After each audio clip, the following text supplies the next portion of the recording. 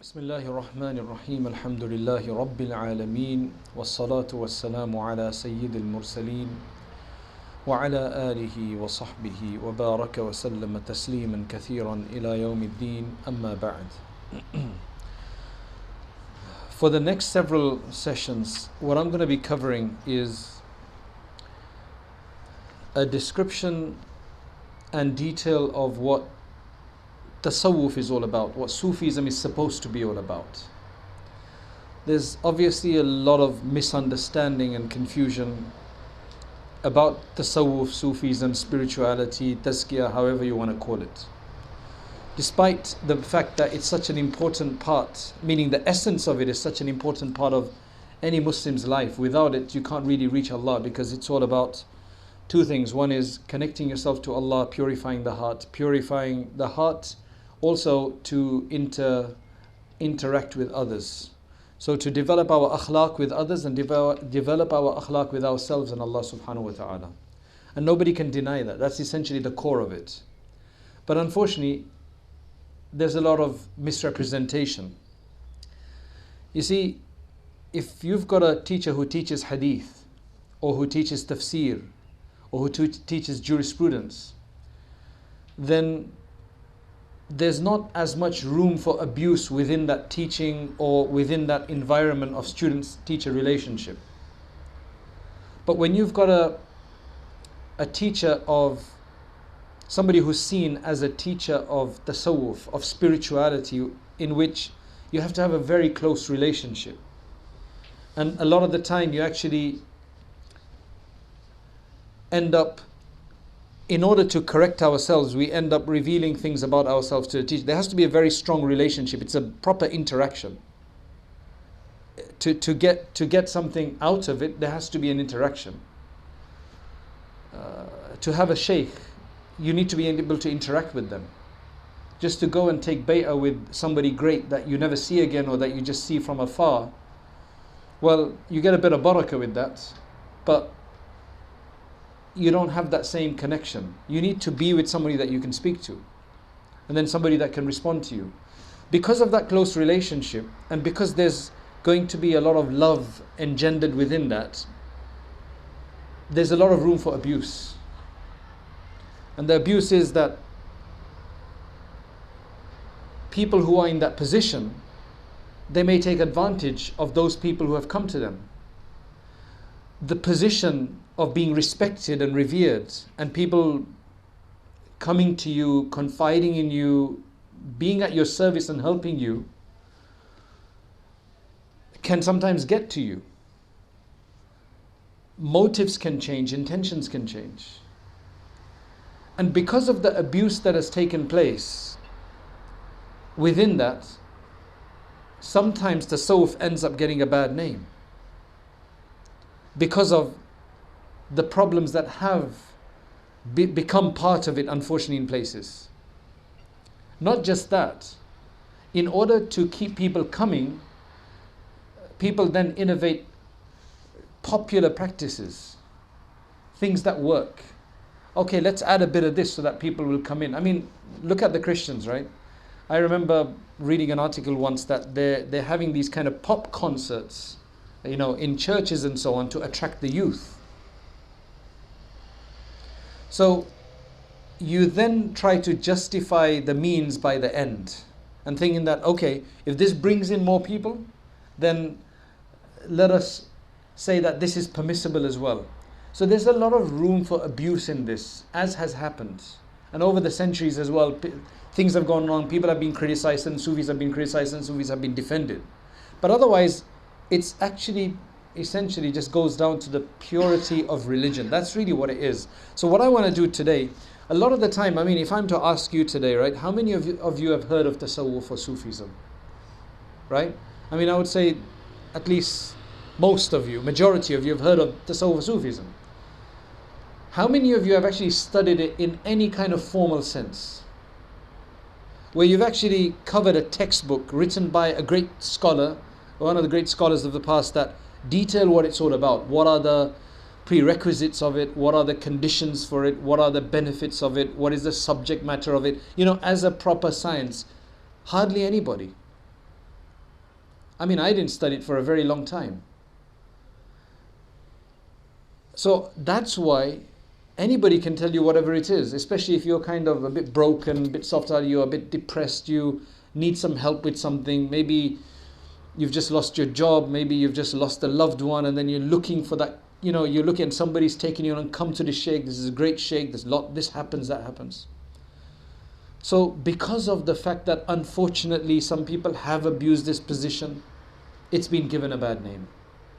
We want to set the record straight. I want to cover tasawwuf from one of a great scholar that I respect. He was a Maliki scholar from Egypt. I've visited. He's actually buried behind the Jami al-Azhar, right? The Azhar University is actually buried there. Actually, no, he's not buried. Yes, he is. He's buried there. That's right. And his name is Sheikh Ahmed ibn Muhammad al-Adawi, but more well known as Imam Dardir. That was what he was well known as. And this is from his Al-Kharida al-Bahiyya, which is essentially a book on Aqida. So he's written this great text on Aqida. It's a poem with a commentary. And at the end of it, he's got a section that talks about Sufism. So what exactly it is. And now I want you to listen carefully to this and see if any of this is questionable. You'll find that there's nothing. And this is supposed to be pure tasawwuf. Anything beyond that is not tasawwuf. Right? So he starts off and he says that وهذا شروع منه سامحه الله تعالى في فن التصوف الذي هو حياة القلوب. This is the beginning. This is his beginning. May Allah pardon him. May Allah Most High pardon him. He's talking about himself actually, because he writes the poem at the top in which he says فأكثرا من ذكرها بالأدب ترقى بهذا الذكر أعلى الرتب. Such a wonderful poem. فأكثرا من ذكرها بالأدب ترقى بهذا الذكر أعلى الرتب, which means you need to abundantly remember him but with etiquette. Abundantly remember Allah but with adab, with etiquette, and by this you will ascend. By this remembrance you will ascend to the highest of stations and positions. So he's now commenting on that, and he says that the poet, which is himself essentially, he's writing his commentary as a third person to this poem. It's very interesting, right? So he says that may Allah have mercy on him. He starts to discuss the subject of tasawwuf, which is the life of the heart. So right off he explains tasawwuf as being the life of the heart. It's a spiritual nourishment basically. رتبه على معرفة عقائد الإيمان. He says that he brought it after discussing all of the articles of faith, because remember this is a book on Aqida primarily. لأنه لا يمكن السير إلى الله تعالى إلا بعد معرفتها. He's talking about the reason why he's mentioned this at the end of an Aqida book, because Aqida, beliefs, creed is all about trying to recognize Allah and know Him. Now basically adding this on at the end, he's trying to say that this is the practical way to actually now get to Allah subhanahu wa ta'ala. Now that you've learnt about Allah, what you should believe about Allah and His Messenger, and what you shouldn't believe about Allah and His Messenger, what is correct to believe, what is necessary to believe, now I want to show you the way to get to Allah, which is through the practice of tasawwuf, right? The practice of Sufism. So this is, for the first time for most of us, right, we're going to do a formal study of what tasawwuf is all about. So he says, تعريف التصوف, the definition of tasawwuf, وحد التصوف علما, is هو علم بأصول يعرف به صلاح القلب وسائر الحواس. He's going to define tasawwuf in two ways. He's going to define tasawwuf as a science. Then he's going to define tasawwuf as a practice. Right? This is very interesting. Tasawwuf as a science is the knowledge of those principles by which the soundness of the heart can be recognized, and the soundness of all other parts of your body, the soundness of all of your other senses. By this knowledge, you'll be able to figure out how to make sound the heart and how to make sound all of our senses, our eyes, our hearing, our touching, etc. That's what tasawwuf seeks to tell us what to do, what is right and what is wrong, in gaining soundness of the heart to get a qalbun salim. In practice though, he says وعملا هو الأخذ بالأحوط من المأمورات واجتناب المنهيات. In terms of practice, it is to adopt the most precautious way in everything that has been ordered. So everything that has been ordered, and sometimes you may say that, oh, there's this and there's that, I'm confused which one to take, this one is more. He says take the most precautious one. Right? To adopt the most precautious position in everything. وَاجْتِنَابُ الْمَنْهِيَّاتِ, and to abandon those things which are forbidden. And then he says, وَالْإِقْتِصَارُ عَلَى الضُّرُورِيَّاتِ مِنَ الْمُبَاحَاتِ. So we know that one are those things that we are obligated to do. So we must do those, and we must do the most precautious one in those things, even if there's a difference of opinion. And then he says, those things which have been prohibited, completely abandon them.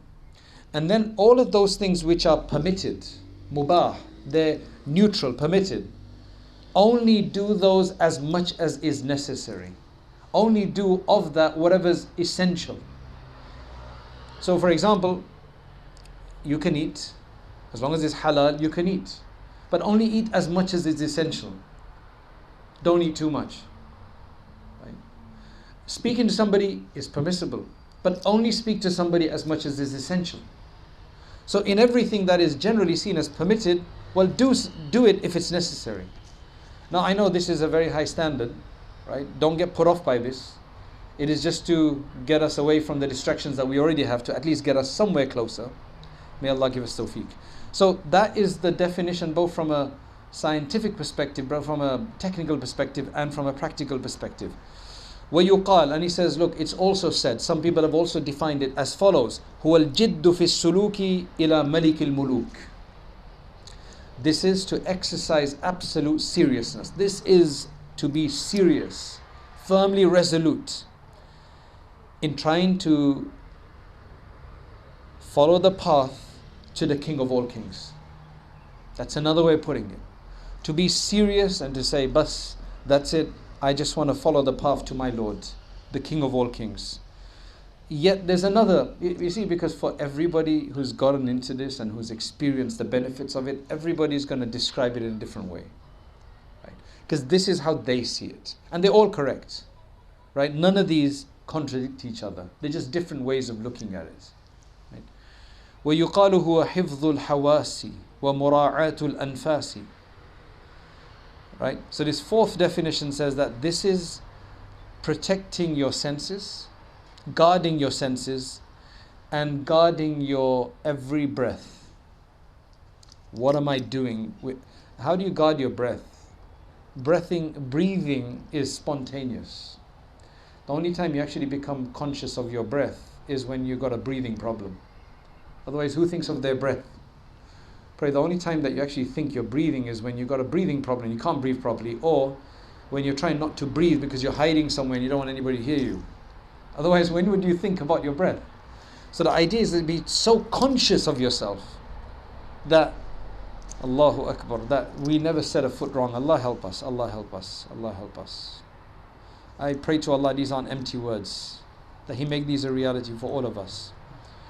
وَالْمَعْنَى مُتَقَارِبِ, He says that all of these have a similar meaning. All of these definitions have a similar meaning. Okay. وَغَايَتُهُ, what is the objective? Because, you know, when you study a science, they generally tell you at the beginning, what is the objective? What are your, what do they say now, outcomes? What do they use in this modern education language? These are the outcomes. These are your key stages. I get really troubled by all of these school terms that they use because they seem so foreign, right? They weren't there in my time when I was studying at school. This is all new now, right? You know, you're in year 6, you're in year 9. Just tell them what age you are, man. I get confused with these things, so I have a problem with them. Right? Anyway, he says the subject matter is al-akhlaq al-muhammadiyya min haythu at-takhalluqi biha. What will you achieve if you do this? What is the final goal, right? One of those goals, one of his ghaya, the ghaya, is salahul qalb wa sa'irul hawas fi dunya wal fawzu bi a'la al-maratib fi al-uqba. What the objective that you will gain, the result that you will have from this is soundness of the heart and all of your senses in the dunya, because that's what we need in the dunya, the heart to be sound and the senses to be sound. But in the hereafter, to win, to be a champion of the highest levels of the hereafter, to basically attain the highest levels of the hereafter. That is what we will be promised, that we are promised if you do this. Okay, what is its subject matter then? What do you have to work on? What is the subject matter of medicine? The human body, I guess, right? Biology. What is the subject matter of grammar? Language. Right? So what is the subject matter of tasawwuf, of Sufism? He says, Al-akhlaq al-Muhammadiyya min haythu at-takhalluq biha. The Muhammadan characteristics, Muhammadan character, the sublime character of Rasulullah sallallahu alaihi wasallam. But not just as a study of how great the Prophet sallallahu alaihi wasallam was. Look how great his character was. That's not the subject matter. The subject matter is how do we become imbibed with that character. So it's essentially the human being, the human body, the human characteristic, the human psyche, the human behavior. That's the subject matter of how we can implement the akhlaq of Muhammad sallallahu alaihi wasallam. Now there's a few terms that he clarifies, because once you get into tasawwuf and you start reading the books of tasawwuf and you start listening to the scholars of tasawwuf, they're going to be talking about tariqah, right? Which tariqah are you in? In fact, if you go to Turkey today, they don't just ask you what madhab you are, they say, ay tariqah, like which tariqah are you? Like which order, tasawwuf Sufi order are you, right? So what does tariqah mean? Then of course we know the word sharia. So what's the difference between tariqah and sharia? And then there's another word, haqiqah. Right? These are the ashabul. He's the sahibul haqiqah. He's a possessor of reality. So haqiqah means reality. Sharia generally means sacred law, and tariqah means a path. But he's going to describe how these terms are related from a Sufi context. Right? So those who are listening and who've been basically until now who've always thought tasawwuf is a bad thing, and Sufism is like an evil and it's a bid'ah and it's a shirk and all the rest of it that generally you find online that people say, right? People who completely don't understand it, they say, or they see the bad tasawwuf and they say that. I want you to open your mind and just bear with me until we finish this off. Then make your judgment, right? Because a lot of the time, this is the exact thing that we're saying to non-Muslims in this country. We're saying that you are judging Muslims by the few people who do crazy acts. Have you ever read the Quran? Have you ever read the hadith of Rasulullah, the Prophet, Messenger of Allah sallallahu alaihi wasallam? Have you ever interacted with a good Muslim? They'll say no. So how can you make that judgment? We all make that same mistake when it comes to other things. We probably make the same mistakes when it comes to other religions, other means. We find like the worst case scenario. I remember I read an article about something that some Jews or Christians do. Right, and I had that in my mind. So the last time I was actually with this group in an interfaith program, and I had to make a discussion. I had to discuss something. So I managed to clarify. They said, no, that's just like some extreme people who do this. Nobody in the mainstream believes that or do that practice. It happens all over the place, and we humans, if we don't like somebody or somebody's different, then as soon as we hear something bad about them, we form an opinion about them. This is what the majority of people do, unfortunately. Not everybody is very scientific and reserves their view, right? I only learnt it because I have to do counseling, and somebody comes to you and they tell you, the wife comes and she tells you about the husband, right? And if you've formulated an opinion already, you're in trouble, because when you teach to the husband, you're already going to be biased. And then when you actually listen to the husband and you overcome your bias, then you start getting biased on the other side then, right? And then you have to realize that the only time you actually get the truth out is when you sit both of them together. Otherwise, when you sit separately and listen to both parties, right, whether in an argument, a mother and son, or mother and sister, brother and sister, whatever, business partners, everybody pulls their side. They don't tell you they exaggerate the truth a bit if they don't outright lie. When you put them together, then they can't do that. Then you can actually challenge each one. Then yeah, all right, I know what you mean, right? It wasn't that bad. So you just can't, don't take things to heart that people tell you, because especially if it's about somebody else, it's unfair for us to actually do that. But unfortunately, most people do that. So the difference, he says, أن التصوف بمعنى العمل هو الطريقة. He says tasawwuf in action, in a practical action, that is the tariqah. That's essentially the tariqah means the path to Allah. So everything that you need to do specifically to be on that path and to progress on that path, that is called Tariqah. It's the practice of tasawwuf. But practicing on this path can't be arbitrary, can't be as you wish. Even if your so-called shaykh tells you to do something, that doesn't mean that that doesn't mean it's correct. You need sharia with it. Sharia is as part of tariqah as possible, because sharia is the guiding light. So sharia is وأما الشريعة فهي الأحكام التي وردت عن الشارع المعبر عنها بالدين. The sharia then are those rulings and commands, that sacred law by which has basically come from the legislator, from Allah and His Messenger. The law that has come from Allah and His Messenger, which is generally referred to as the deen, that's the sharia. So essentially it's telling us that tariqah is just following the sharia. That's essentially what it's telling you, isn't it? That's what it results in. Tariqah means just to follow the sharia. Sharia are the laws. Then what is haqiqah then? Reality. What is that? فَهِيَ أَسْرَارُ الشَّرِيعَةِ. Those are the secrets of the sharia. وَنَتِيجَةُ الطَّرِيقَةِ. And the result of being on the path. Now remember, when you make an effort in anything, don't you get something? If you play football very well, aren't you going to get something out of it? Right? You may even become so famous that people in the pubs of Liverpool will start calling your name, right? Because you're so good at football. And then they'll actually start invoking God. What did they say? He came from Allah, yeah. Subhanallah. I was like, what is that? Subhanallah. In anything that you make an effort, there's going to be a result that comes from it. Something's going to open up to you. When you start playing football very well, I'm assuming that you'll actually start understanding how it works. And you'll be able to become a lot more controlled and better. Right? It's a complete ignorant person that's speaking about football, by the way, right? And you guys, I'm sure many of you know much better than what I'm talking about. And that's in anything. When you start studying a language, you start understanding the nuances of each word. In anything, it's like that.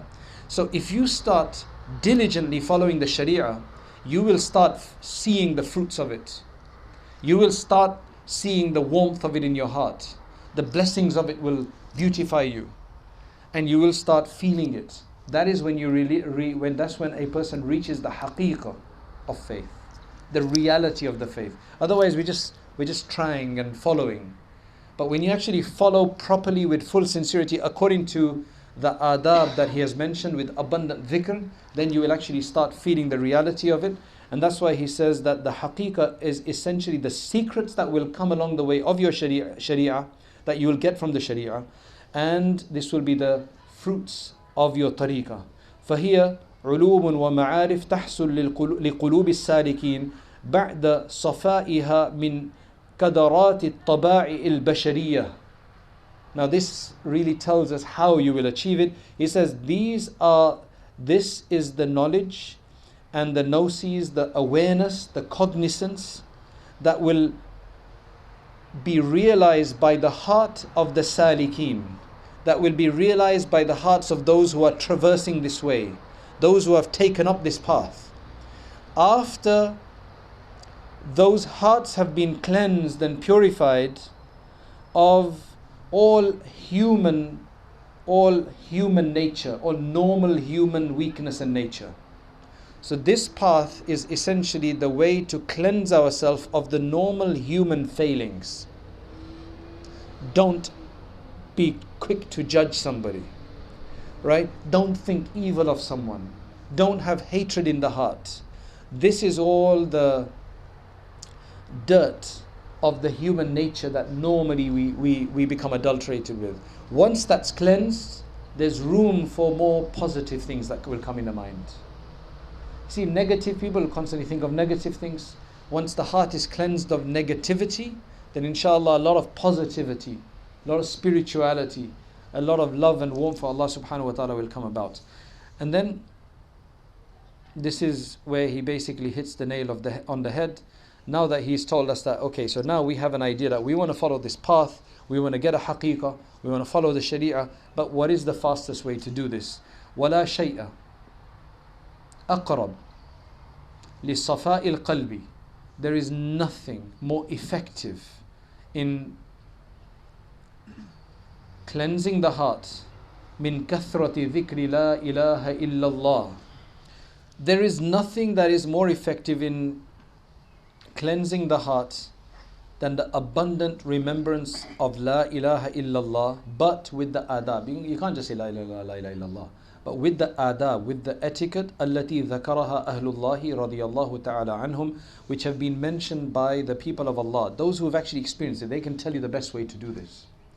Why do you have mentors?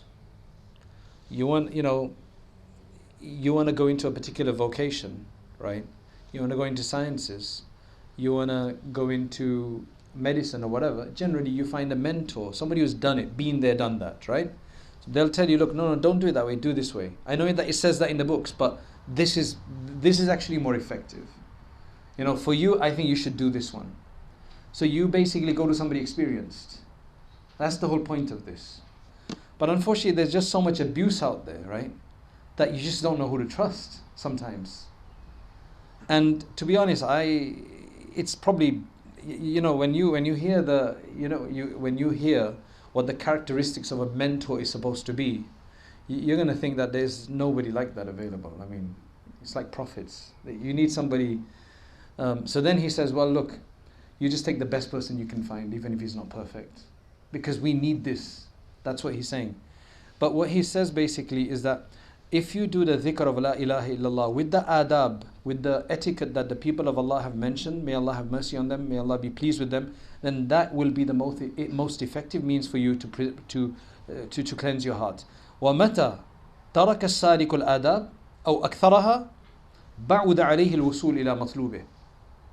Whenever, he says, the seeker, the aspirant, the murid, right, the one who's on the path, right, whenever he abandons the adab, the etiquette, or even a majority of the adab, if he abandons them, then attaining this objective is going to become very distant from him, is going to become far-fetched from him. So the most important thing is to have the adab and the etiquette to get to Allah subhanahu wa ta'ala. Now, the next section basically discusses the adab of dhikr, right? And what's interesting is that it tells you the adab that are the preliminary adab, the prerequisites. These are the adab and the etiquette that you have to follow before you even sit to do dhikr. And he mentions several of them. The qabliya. Then he talks about the adab that you need to have when you're doing dhikr. And then the third level are the adab ba'diyah, that even after you finish dhikr, how do you actually make sure you take the greatest benefit from it? How do you essentially rinse out every part of it and not lose any of it? Because remember, when you do dhikr of Allah, there's a lot of movement that's taken place which you can't see. How can you actually benefit from that entire environment and take the most benefit from it?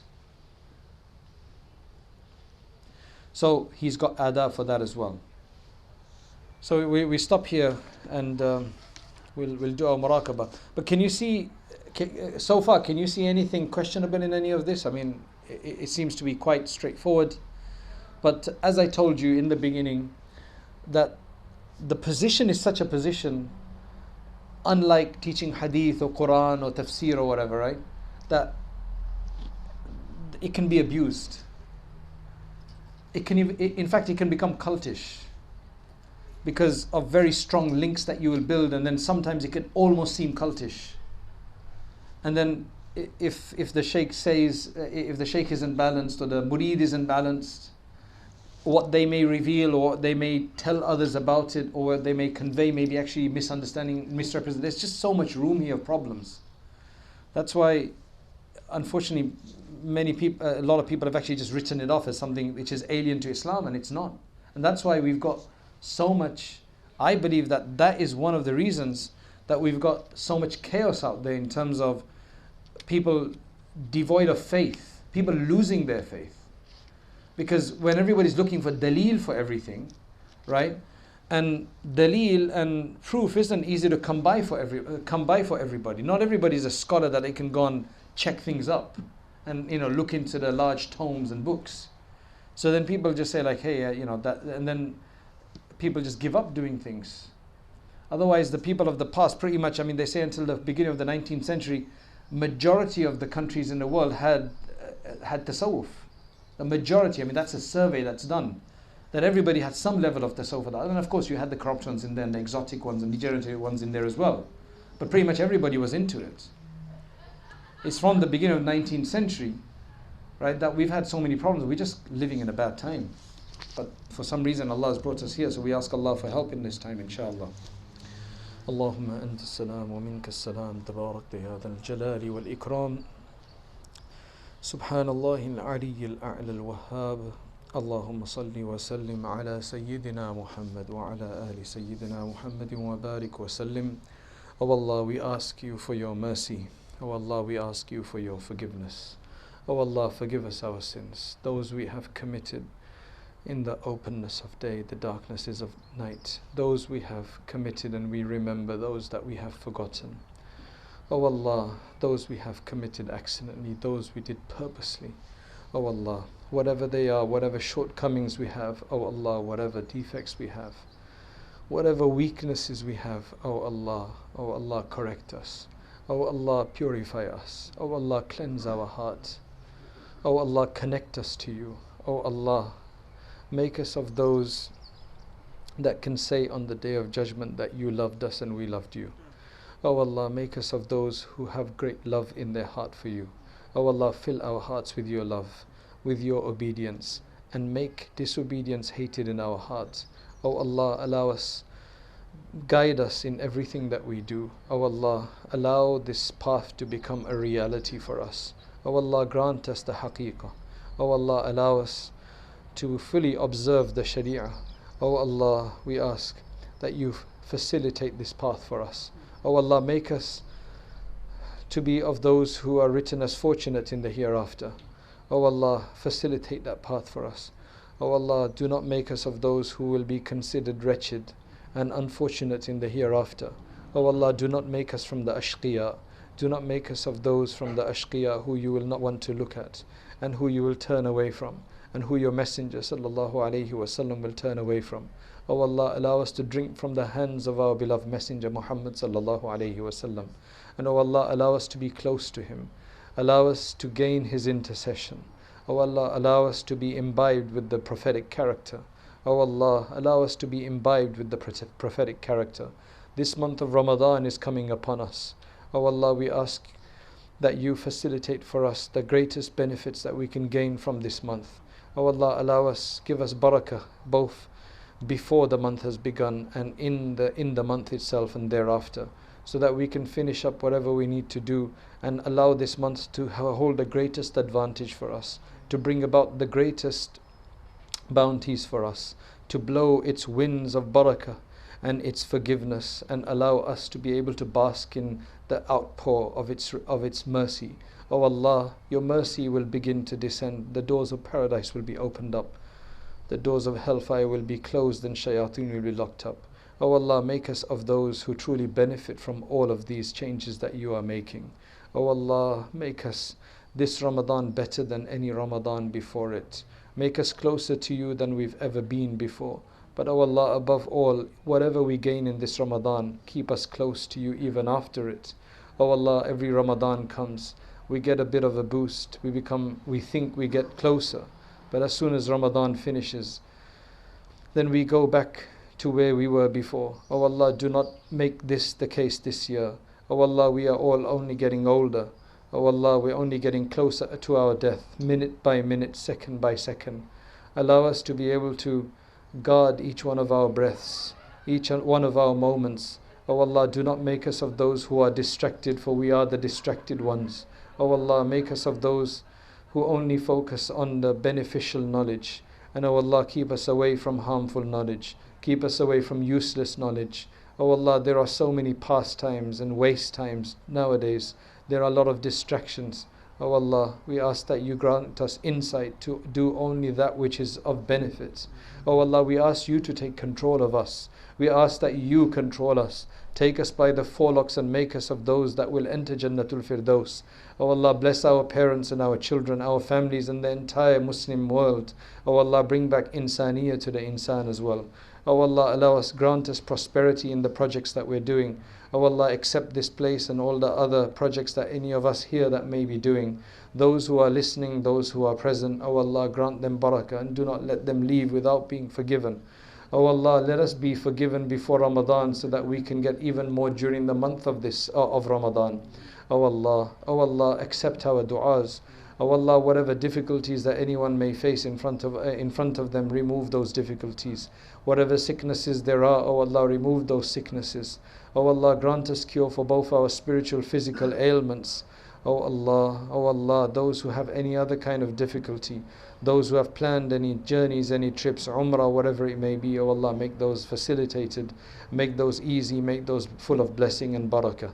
O Allah, accept from all of us, accept from all of us, accept from all of us. Subhana rabbika, rabbil izzati amma yasifun, wa salamun ala al-mursaleen, walhamdulillahi rabbil alameen.